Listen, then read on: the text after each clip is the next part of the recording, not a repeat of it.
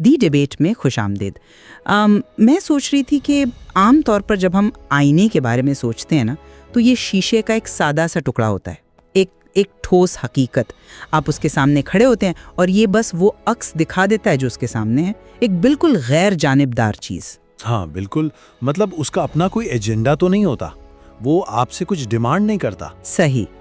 लेकिन आज के दौर में ख़ास तौर पर जब हम ख़वातीन और उनकी ज़ाहिरी शक्ल सूरत की बात करते हैं, तो वो आईना अब मज़ीद गैर जानिबदार नहीं रहा। बिल्कुल नहीं रहा। ऐसा लगता है जैसे ये आईना आपका जायज़ा ले रहा है, आपको जज कर रहा है और आपको बता रहा है कि आप में क्या क्या खामियां हैं। तो आज हम डॉक्टर रेनी एंगलन की किताब beauty sick, how the cultural obsession with appearance hurts girls and women, उस पर बात कर रहे हैं।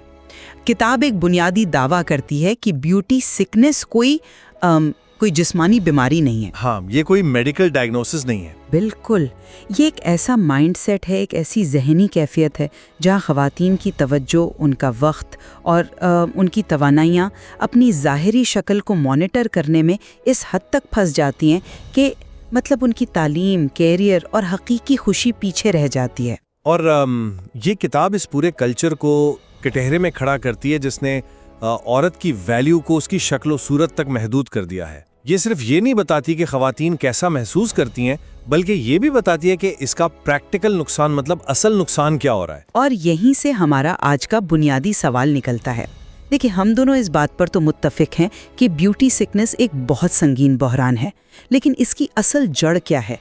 मैं ये समझती हूँ, यानी मेरा मौक़िफ़ ये है कि ये बुनियादी तौर पर एक बैरूनी और सिस्टमैटिक मसला है। ये मीडिया, ब्यूटी इंडस्ट्री और सोशल मीडिया के एल्गोरिथम्स का पैदा करदा दबाव है। मैं इसे अच्छा, बस मैं बात मुकम्मल कर लूँ। इस दबाव ने ख़वातीन को एक नामुमकिन मेयार के पीछे दौड़ने पर मजबूर कर दिया है। ये कोई इत्तेफाक नहीं है, ये एक अरबों डॉलर की इंडस्ट्री है जो ख़वातीन की इनसिक्योरिटी पर चलती है। मेरा मानना है कि जब तक ये बैरूनी दबाव मौजूद है, ये बीमारी मौजूद रहेगी। अच्छा, और मैं इसे बिल्कुल एक मुख्तलिफ ज़ाविये से देखता हूँ। मैं मीडिया के असर को नज़रअंदाज नहीं कर रहा, लेकिन मीडिया सिर्फ एक कैटलिस्ट है। असल मसला बहुत माइक्रो लेवल पर है, हमारे घरों के अंदर, हमारी रोज़मर्रा की गुफ्तगू में, जिसे doctor Engeln the beauty compliment कहती हैं। Beauty compliment? हाँ, जब हम बच्चियों की सिर्फ उनकी खूबसूरती पर तारीफ करते हैं ना, तो हम उनके दिमाग की वायरिंग बदल रहे होते हैं। असल बहरान वो कॉग्निटिव ड्रेन है, यानी दिमागी तवानाई का वो ज़ाया जो इस मुसलसल सेल्फ मॉनिटरिंग की वजह से होता है। ये एक अंदरूनी और नफ्सियाती मसला है जिसकी बुनियाद हमारे समाजी रवैये हैं, ना कि सिर्फ इंस्टाग्राम के फिल्टर्स। मैं आपकी इस बात को चैलेंज करना चाहूँगी कि मीडिया महज एक कैटलिस्ट है। ज़रा आज के डिजिटल दौर को देखें आप। एक लड़की जब सुबह उठती है, वो अपने ख़ानदान से बात करने से पहले अपने फ़ोन पर दर्जनों ऐसी तस्वीर देख चुकी होती हैं जो फ़ोटोशॉप शुदा हैं, जिन पर फिल्टर्स लगे हैं। वो तो है, लेकिन ये कोई आम इश्तिहारात नहीं है जो दिन में एक बार नजर आए। ये 24 घंटे का मुहासरा है। सोशल मीडिया के एल्गोरिदम्स बाकायदा डिज़ाइन किए गए हैं ताकि वो आपको ऐसा कंटेंट दिखाएं जो आपको अपने बारे में बुरा महसूस करवाए, क्योंकि मतलब तभी तो आप वो एंटी एजिंग क्रीम या ब्यूटी प्रोडक्ट खरीदेंगी ना। ये एक स्ट्रक्चरल फोर्स है। आप इस कदर ताकतवर बैरूनी मशीनरी को सानवी कैसे कह सकते हैं? देखिए, मैं उसे सानवी इसलिए कह रहा हूँ क्योंकि कोई भी एल्गोरिदम आपको उस वक्त तक टारगेट नहीं कर सकता जब तक आपका दिमाग उस मखसूस फ्रीक्वेंसी पर सेट ना हो। आइए ज़रा इसकी नफ्सियात को समझते हैं। जब एक फ़र्ज़ करें 3 या 4 साल की बच्ची तैयार होकर ड्राइंग रूम में आती है, तो सबसे पहला रिएक्शन क्या होता है? लोग इसकी तारीफ़ करते हैं। बिल्कुल, लोग कहते हैं, वाह तुम कितनी प्यारी लग रही हो, बिल्कुल शहजादी। अब ये बात उसे कोई इंस्टाग्राम का एल्गोरिदम तो नहीं बता रहा ना, उसके अपने वालिदैन, उसके रिश्तेदार बता रहे हैं। यहाँ से दिमाग में डोपामाइन का एक सर्किट बनता है। बच्ची का दिमाग ये सीख लेता है कि दुनिया में तवज्जो, प्यार और अप्रूवल हासिल करने का सबसे आसान तरीका अच्छा दिखना है। तो आपका मतलब है कि हम बचपन से ही उनकी वैल्यू को उनकी ज़ाहिरी शक्ल के साथ नत्थी कर देते हैं? 100%। और ये एक इंटरमिटेंट रीइंफोर्समेंट की तरह काम करता है, जैसे कोई स्लॉट मशीन हो, कभी तारीफ मिलती है, कभी नहीं मिलती, तो दिमाग हर वक्त अलर्ट रहता है कि मुझे कैसा नजर आना चाहिए। ये जो बुनियाद है ना, ये हमारा कल्चर फराम करता है। मीडिया और ब्यूटी इंडस्ट्री तो सिर्फ इस तैयारशुदा जमीन पर अपनी फसल उगाते हैं। अगर हमने घर के अंदर उस बच्ची को ये सिखाया होता कि इसकी असल वैल्यू उसकी जहानत, उसके सवाल पूछने की सलाहियत या उसकी मेहनत में है, तो मीडिया की ये फिल्टर्स उस पर इतना गहरा असर ना कर पाते। मीडिया एक पैरासाइट है और वो उस वायरिंग का फायदा उठाता है जो हमने खुद की है। अच्छा, ये लॉजिक सुनने में बहुत आइडियल और एकेडमिक लगती है, लेकिन प्रैक्टिकल दुनिया में ऐसा नहीं होता। आप कह रहे हैं कि घर का माहौल बच्ची को बचा सकता है, लेकिन वो वालिदैन जो बच्ची को ये कॉम्प्लीमेंट दे रहे हैं, वो खुद कहाँ से सीख रहे हैं कि खूबसूरत का मतलब क्या है? वो अपने माशरे से सीख रहे हैं। जी, और वो खुद भी तो इसी मीडिया कल्चर का हिस्सा है ना। आप मीडिया और रोजमर्रा की जिंदगी को अलग अलग खानों में नहीं रख सकते। जब मुआशरे ने ये तय कर लिया है कि औरत के लिए ज़ाहिरी शक्ल की बुनियाद पर जज किया जाना एक ठोस हकीकत है, तो वालिदैन शऊरी या लाशऊरी तौर पर बच्ची को उसी जालिम दुनिया के लिए तैयार कर रहे होते हैं। वो उसे कोई खला में तो नहीं पाल रहे। मैं इस बात से बिल्कुल इनकार नहीं कर रहा कि वालिदैन भी मुतासिर होते हैं, लेकिन देखें, आप जिस तरफ बहस को ले जा रही हैं उससे हम असल मसले के असरात को मिस कर रहे हैं। जब हम सारा मुलबा उठाकर मीडिया पर डाल देते हैं ना, तो हम उस गहरे नफ्सियाती नुकसान को ओवरलुक कर जाते हैं जो औरत के अंदर, उसके दिमाग में हो रहा है। आपका मतलब है वो मायूसी या एहसास कमतरी? नहीं, उससे बहुत आगे की बात। हम समझते हैं कि शायद उसका नुकसान सिर्फ ये है कि औरतें मायूस हो जाती हैं या उनका मूड खराब हो जाता है, लेकिन किताब जिस चीज़ पर फोकस करती है वो सिर्फ फीलिंग बैड का मसला नहीं है, ये कॉग्निटिव लोड का मसला है। आप कॉग्निटिव लोड की बात कर रहे हैं। उसको मैं पढ़ रही थी, ऑब्जेक्टिफिकेशन थियरी में सेल्फ ऑब्जेक्टिफिकेशन कहा गया है। बिल्कुल वही चीज़। मैं इसको इस तरह समझती हूँ कि जैसे औरत अपने ही जिस्म से बाहर निकल आती है और एक ड्रोन कैमरे की तरह खुद को मॉनिटर करना शुरू कर देती है। वो अपने आप को एक तीसरे शख्स की नज़र से देखती है कि मैं चलते हुए कैसी लग रही हूँ, या क्या बैठे हुए मेरा पेट बाहर तो नहीं निकला हुआ।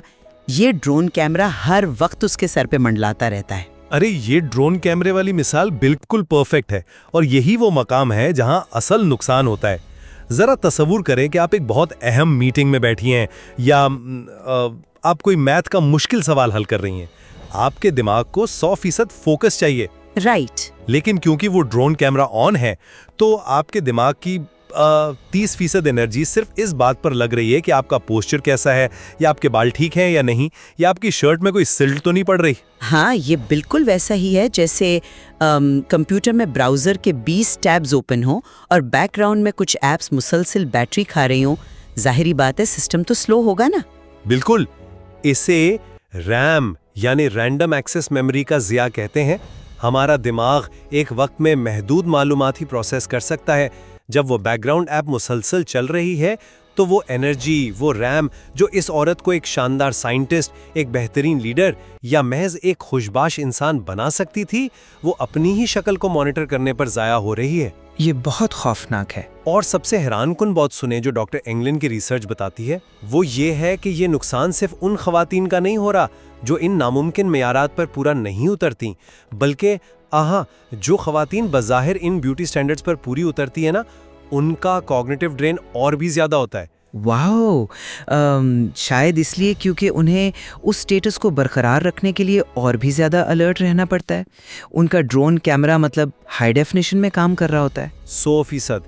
तो क्या आप देख रही हैं कि मसला सिर्फ बैरूनी दबाव नहीं है, मसला ये है कि दिमाग के वसाइल किस तरह हाईजैक हो चुके हैं।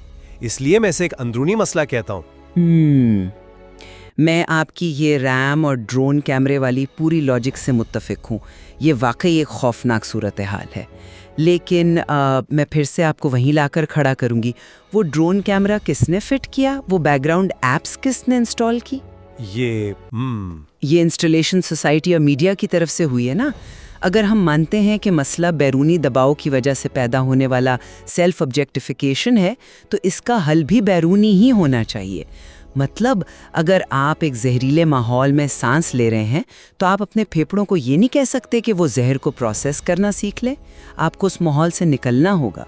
अच्छा, तो आपका इशारा डिजिटल डिटॉक्स या मीडिया से कट जाने की तरफ है? बिल्कुल। मेरा मानना है कि इस ब्यूटी सिकनेस का पहला और सबसे मौसर इलाज डिजिटल मिनिमलिज्म और मीडिया का बॉयकॉट है। उन अकाउंट्स को अनफॉलो करना जो आपको अपने बारे में बुरा महसूस करवाते हैं, उन मैगजीन्स और ब्रांड्स को मुस्तरद करना जो ख़वातीन को सिर्फ एक ऑब्जेक्ट के तौर पर पेश करते हैं। लेकिन क्या ये काफ़ी होगा? देखें, अगर आप इस स्क्रीन को ही बंद कर दें जो आपको मुसलसल बता रही है कि आप नाकाफ़ी हैं, तो वो ड्रोन कैमरा खुद ब खुद ज़मीन पर आ गिरेगा, आपकी रैम फ्री हो जाएगी। ये सबसे डायरेक्ट और लॉजिकल हल है। ये सुनने में एक बहुत आइडियल हल लगता है, लेकिन अगर मैं सच कहूँ तो ये प्रैक्टिकल नहीं है। फ़र्ज़ करें आपने इंस्टाग्राम डिलीट कर दिया, आपने फैशन मैगजीन्स पढ़ना छोड़ दिए, क्या आप माशरे से भी लॉग आउट कर जाएंगी? माशरे से लॉग आउट मतलब जब वो औरत दफ्तर जाएगी या किसी ख़ानदानी तकरीब में जाएगी तो वहाँ लोग तो अभी भी उसी माइंडसेट के साथ बैठे हैं ना। वहाँ कोई आंटी उसे देखकर कहेगी, बेटा तुम्हारा वज़न थोड़ा बढ़ नहीं गया? या कोई कॉलीग कहेगा, तुम आज थकी थकी लग रही हो, मेकअप नहीं किया। आप स्क्रीन से तो भाग सकती हैं, लेकिन आप इन माइक्रो इंटरैक्शन से नहीं भाग सकती। इसलिए मैं कह रहा हूँ कि महज मीडिया का बाइकआउट काफ़ी नहीं है। तो फिर आपके नज़दीक वो क्या चीज़ है जो इस ड्रोन कैमरे को शट डाउन कर सकती है? अगर हम मीडिया से भी दूर ना हो और लोग भी तबसरे करते रहे तो फिर औरत क्या करे? डॉक्टर एंगलन ने इसका एक बहुत शानदार और गहरा हल दिया है, जिसे वो बॉडी फंक्शनलिज्म यानी बॉडी फंक्शनलिज्म कहती हैं। ये सिर्फ मीडिया को बंद करने का नाम नहीं है, ये अपने जिस्म को देखने का पूरा पैराडाइम शिफ्ट है। इसका मतलब है अपने जिस्म को एक ऑर्नामेंट यानी जेवर या सजावट की चीज के बजाय एक इंस्ट्रूमेंट यानी औजार या मशीन के तौर पर देखना। इसको थोड़ा मजीद खोलें, ये ऑर्नामेंट और इंस्ट्रूमेंट में क्या फ़र्क है इस खास कंटेक्स्ट में? देखें, जब एक औरत अपने जिस्म को एक जेवर समझती है ना, तो उसका सारा फोकस इस बात पर होता है कि ये कैसा दिख रहा है, क्या ये दूसरों की आंखों को भला लग रहा है। लेकिन जब वो बॉडी फंक्शनलिज्म अपनाती है तो उस बात पर फोकस करती है कि उसका जिस्म क्या कर सकता है। यानी उसकी सलाहियतों पर फोकस करना। बिल्कुल। मिसाल के तौर पर वो शीशे के सामने खड़ी होकर ये नहीं सोचती कि मेरे बाजुओं पर कितना फैट है, बल्कि वो ये सोचती है कि इन बाजुओं ने कल मुझे भारी वजन उठाने में कितनी मदद दी। वो अपनी टांगों को मोटा या पतला होने के पैमाने पर नहीं तोलती, बल्कि इस बात पर सराहती है कि इन टांगों ने उसे 2 मील दौड़ने के काबिल बनाया। जिस्म एक मशीन है जो आपको दुनिया में मूव करने, सोचने, महसूस करने और तख्लीक करने में मदद देती है, नुमाइश के लिए रखी गई कोई चीज़ नहीं। मैं इस कॉन्सेप्ट की खूबसूरती को तस्लीम करती हूँ। ये वाकई एक ताकतवर शिफ्ट है, लेकिन मुझे यहाँ थोड़ा सा पुश बैक देने दें। क्या ये बॉडी फंक्शनलिज्म महज एक मेंटल ट्रिक नहीं है? मेंटल ट्रिक कैसे? देखें, हम एक ऐसी दुनिया में रहते हैं जो इंतहाई विजुअल है। लोग आपको देखकर पहला तासुर आपकी शक्ल सूरत से ही कायम करते हैं। एक औरत अपने आप को जितना मर्जी समझा ले कि मेरा जिस्म एक इंस्ट्रूमेंट है, लेकिन जब वो इंटरव्यू देने जाती है या जब वो दुनिया में निकलती है तो दुनिया तो उसे एक ऑर्नामेंट के तौर पर ही ट्रीट करती है ना। हाँ, दुनिया का रवैया तो है। और रिसर्च भी बताती है कि बेहतर नजर आने वाले लोगों को ज्यादा मौके मिलते हैं, जिसे प्रिटी प्रिविलेज कहते हैं। तो क्या हम खवातीन से ये नहीं कह रहे कि वो एक ऐसी हकीकत को माने जो बाहर की दुनिया से बिल्कुल टकरा रही हो? क्या ये उन्हें मजीद कंफ्यूज और फ्रस्ट्रेट नहीं करेगा? आपका पॉइंट वैलिड है कि दुनिया विजुअल है और जज करती है, लेकिन बॉडी फंक्शनलिज्म इस हकीकत को झुठलाने का नाम नहीं है, बल्कि ये इस बैरूनी जजमेंट के खिलाफ एक अंदरूनी शील्ड बनाने का नाम है। अगर दुनिया आपको ऑब्जेक्टिफाई कर रही है और आप खुद भी खुद को ऑब्जेक्टिफाई करना शुरू कर दें, यानी वो ड्रोन कैमरा ऑन कर लें, तो आप डबल नुकसान में हैं। अच्छा, तो ये एक डिफेंस मैकेनिज्म है? बिल्कुल। बॉडी फंक्शनलिज्म आपको इस काबिल बनाता है कि जब दुनिया आपको जज करे तो कम से कम आपका अपना जहन आपके खिलाफ ना खड़ा हो। इससे आपकी वो रैम बच जाती है जिसका हमने पहले जिक्र किया। आप बैरूनी दुनिया के रवैयों को यकदम नहीं बदल सकती, लेकिन आप अपना अंदरूनी रिस्पॉन्स बदल सकती हैं।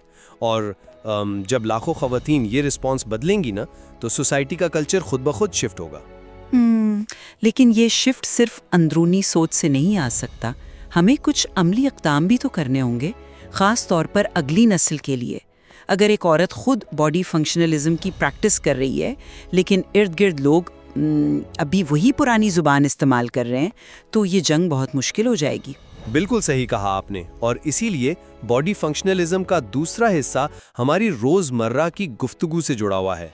हमें शऊरी तौर पर द ब्यूटी कॉम्प्लीमेंट को खत्म करना होगा। ये बहुत मुश्किल होने वाला है माशरे के लिए। वो मुश्किल तो है लेकिन ज़रूरी है। जब हम किसी दोस्त से मिलें तो ये कहने के बजाय कि तुम्हारा लिबास कितना प्यारा है, हम ये कहें कि तुम्हारे साथ बात करके कितना अच्छा लगा, तुम्हारा एनर्जी लेवल कमाल का है। जब हम छोटी बच्चियों से बात करें तो उनके कपड़ों, उनके बालों और उनकी क्यूटनेस को मुकम्मल तौर पर नज़रअंदाज करके उनकी ड्राइंग, उनकी दौड़ने की स्पीड या उनके किसी सवाल पर उनकी तारीफ़ करें। हमें डोपामाइन का वो सोर्स बदलना होगा जो शक्लो सूरत से जुड़ा है। जब हम खूबसूरती को गुफ्तगू का मरकज़ बनाना छोड़ देंगे तो हम ब्यूटी सिकनेस को इसका ईंधन देना बंद कर देंगे। तो आपका मानना है कि ये माइक्रो लेवल की तब्दीलियाँ, कि हम क्या तारीफ करते हैं और अपने जिस्म को कैसे देखते हैं, ये तब्दीलियाँ इस मल्टी बिलियन डॉलर ब्यूटी और डाइट इंडस्ट्री का मुकाबला कर सकती हैं? मुझे पूरा यकीन है कि ये कर सकती हैं, क्योंकि देखें, कोई भी इंडस्ट्री सिर्फ उस वक्त तक आपको कुछ बेच सकती है जब तक आपको ये लगता रहे कि आप में कोई कमी है। बॉडी फंक्शनलिज्म आपको ये एहसास दिलाता है कि आपका जिस्म पहले ही मुकम्मल है, क्योंकि ये वो सब कर रहा है जो उसे करना चाहिए। ये इंडस्ट्री के इस बुनियादी बयानिए को ही तबाह कर देता है कि आपको ठीक होने की या फिक्स होने की ज़रूरत है। मुझे लगता है कि हम एक बहुत ही दिलचस्प मोड़ पर आ गए हैं, जहां हम दोनों के नुक्ते नज़र में एक रब्त पैदा हो रहा है। हम आज की बहस को समेटने की तरफ चलते हैं। हमारी इस गुफ्तगू से ये बात बिल्कुल वाज़ेह है कि ब्यूटी स्किन सिन कोई मामूली मसला नहीं है। ये ख़वातीन के वक्त, उनके पैसों और सबसे बढ़कर उनकी दिमागी सलाहियतों का एक बहुत बड़ा ब्लैक होल है। बिल्कुल। मेरा अब भी ये मानना है कि मीडिया और कमर्शियल इंडस्ट्रीज़ का इस पे बहुत बड़ा हाथ है, और हमें इन बैरूनी मयारात और एल्गोरिदम्स को चैलेंज करना होगा जो ख़वातीन को एक मुसलसल अदम तहफ़्फ़ुज़ में मुब्तला रखते हैं। बैरूनी साख्त को तोड़े बगैर अंदरूनी आज़ादी बहुत मुश्किल है। और मेरा मौक़िफ़ अपनी जगह कायम है कि तूफ़ान हमेशा बाहर मौजूद रहेंगे। कल मैगज़ीन थे, आज इंस्टाग्राम है, कल को वर्चुअल रियलिटी या कुछ और आ जाएगा। हम बैरूनी दुनिया को मुकम्मल तौर पर कंट्रोल नहीं कर सकते। हमारी असल जंग माइक्रो कल्चर और हमारे अपने जहन के अंदर है।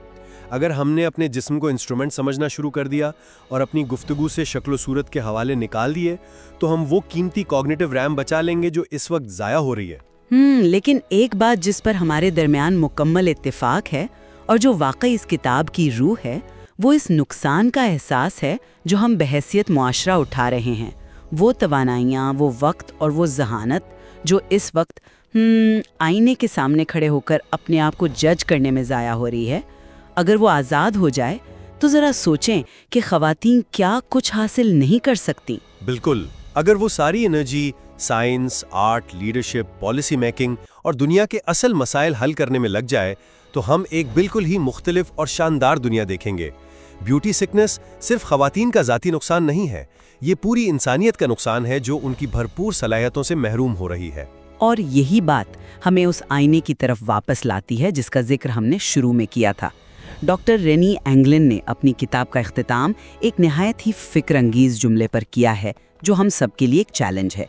वो कहती हैं कि इस सारी सूरत हाल का हतमी और सादा तरीन हल ये है कि हमें आईने में देखना कम और दुनिया को देखना ज़्यादा शुरू करना चाहिए। आपका दुनिया को देखने का जाविया क्या होगा और क्या आप अपने ड्रोन कैमरे को स्विच ऑफ करने के लिए तैयार हैं? ये फैसला अब आप पर है। द डिबेट में हमारे साथ शामिल होने का शुक्रिया।